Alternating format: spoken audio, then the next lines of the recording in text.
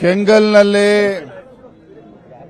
ಆಂಜನೇಯ ಸ್ವಾಮಿಗೆ ಪೂಜೆಯನ್ನು ಸಲ್ಲಿಸಿ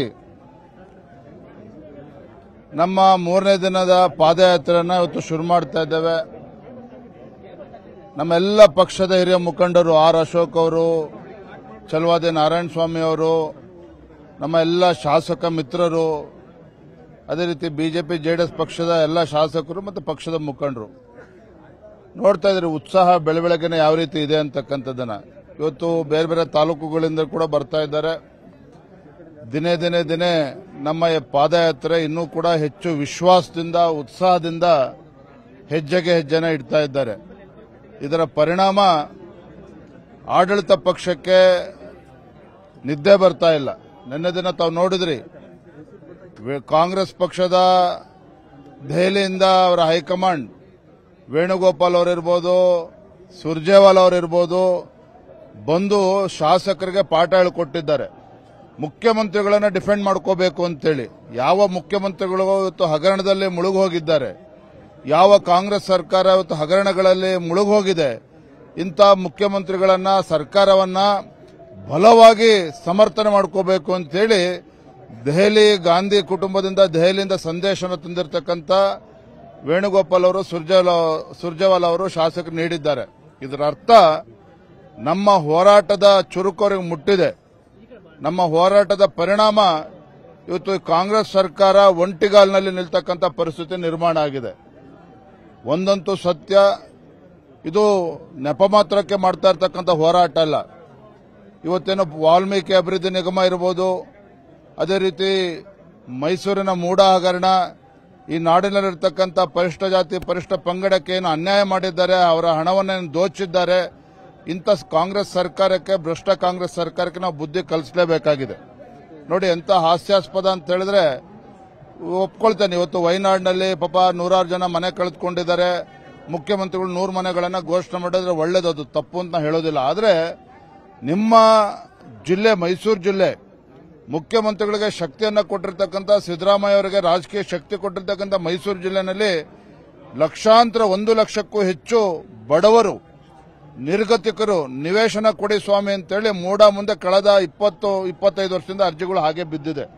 ಅದ್ರ ಬಗ್ಗೆ ಮುಖ್ಯಮಂತ್ರಿಗಳು ತಲೆ ಕೆಡಿಸ್ಕೊಳ್ತಾ ಇಲ್ಲ ಇನ್ನೂ ಕೂಡ. ಇದು ರಾಜ್ಯದ ಜನ ಎತ್ತಿರ್ತಕ್ಕಂಥ ಪ್ರಶ್ನೆ. ಇವತ್ತು ಒಂದು ಕಡೆ ಅಭಿವೃದ್ಧಿ ಆಗ್ತಾ ಇಲ್ಲ. ಇವತ್ತು ಏನು ಒಂದು ಈ ಸರ್ಕಾರ ಬಂದ ಮೇಲೆ ಬಡವರಿಗೊಂದು ಮನೆ ಕೊಡಲಿಲ್ಲ. ಇವತ್ತು ಲೂಟಿ ಹೊಡಿತಾ ಇರ್ತಕ್ಕಂಥ ಸರ್ಕಾರ, ಇವತ್ತು ಜನರು ಇವತ್ತು ಶಾಪ ಆಗ್ತಾ ಇದ್ದಾರೆ ಸಿದ್ದರಾಮಯ್ಯ ನೇತೃತ್ವದ ಕಾಂಗ್ರೆಸ್ ಸರ್ಕಾರಕ್ಕೆ. ಹಾಗಾಗಿ ನಮ್ಮ ಪಾದಯಾತ್ರೆ ಒಂದು ಸರಿಯಾದ ದಿಕ್ಕಿನಲ್ಲಿ ನಾವು ಸಾಗ್ತಾ ಇದ್ದೇವೆ. ಪ್ರಾಮಾಣಿಕವಾಗಿ ಆ ಜನರಿಗೆ ನ್ಯಾಯ ಕೊಡಿಸತಕ್ಕಂಥ ದಿಕ್ಕಿನಲ್ಲಿ ನಾವು ಸಾಗ್ತಾ ಇದ್ದೇವೆ. ಆಸ್ತಿ ವಿಚಾರ ಡಿಕೆ ಶಿವಕುಮಾರ್ ಪಾದಯಾತ್ರೆ ಉದ್ದೇಶವನ್ನ ಡೈವರ್ಟ್ ಮಾಡ್ತಾ ಇದ್ದಾರೆ. ಡಿಕೆ ಶಿವಕುಮಾರ್ ಅವರು ಏನ್ ಮಾತನಾಡ್ತಾರೆ ಅದು ಪ್ರಸ್ತುತ ಅಲ್ಲ. ರಾಜ್ಯದ ಜನರು ಇವತ್ತೇನು ಪ್ರಶ್ನೆನೇ ಎತ್ತಿದ್ದಾರೆ ಅದು ಬಹಳ ಪ್ರಸ್ತುತವಾಗಿರ್ತಕ್ಕಂಥದ್ದು. ರಾಜ್ಯದ ಜನ ಇವತ್ತು ಕೇಳ್ತಾ ಇದ್ದಾರೆ. ಇವತ್ತು ಅಹಿಂದ ಸಮುದಾಯಗಳ ಹೆಸರು ಹೇಳಿಕೊಂಡು ನಮಗೇನು ವಂಚನೆ ಮಾಡ್ತಾ ಇದ್ದಾರೆ ಕಾಂಗ್ರೆಸ್ ಸರ್ಕಾರದವರು, ಸಿದ್ದರಾಮಯ್ಯನವರು.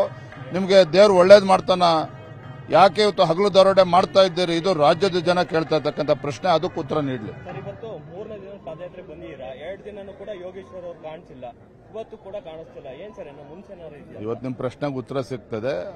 ಗೊತ್ತಿದೆ ಮನೆಯಲ್ಲಿ ಏನೇನು ಘಟನೆಗಳು ನಡೆದಿದೆ. ಇದೆ ಇರಲಿ, ಅದ್ರ ಬಗ್ಗೆ ಚರ್ಚೆ ಬೇಡ. ಸನ್ಮಾನ್ಯ ಯೋಗೇಶ್ ಅವರು ಕೂಡ ನಮ್ಮ ಜೊತೆಲಿದ್ದಾರೆ. ಸಿಎಂ ಹೇಳಿದ್ದಾರೆ ಬಿಜೆಪಿ ಜೆಡಿಎಸ್ ಯಾವುದೇ ಬೆದರಿಕೆಗೆ ನಾನು ಬಗ್ಗಲ್ಲ. ರೇ ಸ್ವಾಮಿ, ನಾವ್ಯಾರೇ ಬೆದರಿಕೆ ಹಾಕೋದಕ್ಕೆ?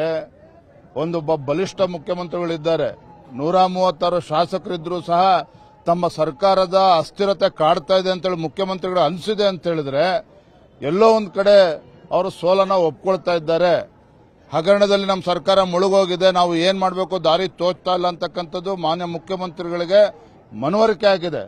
ನಾವು ಅವರು ಬೆದರಿಸ್ತಕ್ಕಂಥ ತಂತ್ರ ಮಾಡ್ತಾ ಇಲ್ಲ. ಒಂದು ಜವಾಬ್ದಾರಿಯುತ ವಿರೋಧ ಪಕ್ಷವಾಗಿ ಈ ನಾಡಿನ ಜನತೆ ನ್ಯಾಯ ಕೊಡಿಸಬೇಕು. ಪ್ರಜಾಪ್ರಭುತ್ವದಲ್ಲಿ ಆಡಳಿತ ಪಕ್ಷಕ್ಕೆ ಎಷ್ಟು ಮಹತ್ವ ಇರ್ತದೋ ವಿರೋಧ ಪಕ್ಷಕ್ಕೂ ಕೂಡ ಅಷ್ಟೇ ಮಹತ್ವ ಇರ್ತದೆ. ಆಡಳಿತ ಪಕ್ಷ ಅಡ್ಡದಾರಿಯಲ್ಲಿ ಹೋದಂತ ಸಂದರ್ಭದಲ್ಲಿ, ಆಡಳಿತ ಪಕ್ಷ ಇವತ್ತು ಭ್ರಷ್ಟಾಚಾರದಲ್ಲಿ ಮುಳುಗಿರ್ತಕ್ಕಂಥ ಸಂದರ್ಭದಲ್ಲಿ, ಆಡಳಿತ ಪಕ್ಷ ಈ ನಾಡಿನಲ್ಲಿರ್ತಕ್ಕಂಥ ಬಡವರು, ದೀನದಲಿತರು, ರೈತರಿಗೆ ಅನ್ಯಾಯ ಮಾಡತಕ್ಕಂಥ ಸಂದರ್ಭದಲ್ಲಿ ಪ್ರಶ್ನೆ ಧ್ವನಿ ಎತ್ತಕ್ಕಂಥದ್ದು ನಮ್ಮ ಕರ್ತವ್ಯ ಇದೆ. ಅದನ್ನು ನಾವು ಪ್ರಾಮಾಣಿಕವಾಗಿ ಮಾಡ್ತಾ ಇದ್ದೇವೆ. ಧನ್ಯವಾದ. ಕನ್ನಡಿಗರ ಮೆಚ್ಚಿನ ನಿಮ್ಮ ನ್ಯೂಸ್ 18 ಕನ್ನಡ ಈಗ ವಾಟ್ಸ್ಆಪ್ನಲ್ಲಿಯೂ ಲಭ್ಯ. ಕರ್ನಾಟಕ ಮತ್ತು ದೇಶ ವಿದೇಶದ 360 ಡಿಗ್ರಿ ಸುದ್ದಿ ವಿವರವನ್ನ ನೀವು ನಿಮ್ಮ ಕೈ ಬೆರಳುಗಳಲ್ಲಿಯೇ ಪಡೆಯೋದಿಕ್ಕೆ ಈ QR ಕೋಡ್ ಅನ್ನ ಸ್ಕ್ಯಾನ್ ಮಾಡಿ. ನಮ್ಮ ಚಾನೆಲ್ ಅನ್ನ ಫಾಲೋ ಮಾಡಿ, ನೋಟಿಫಿಕೇಶನ್ ಆನ್ ಮಾಡಿ.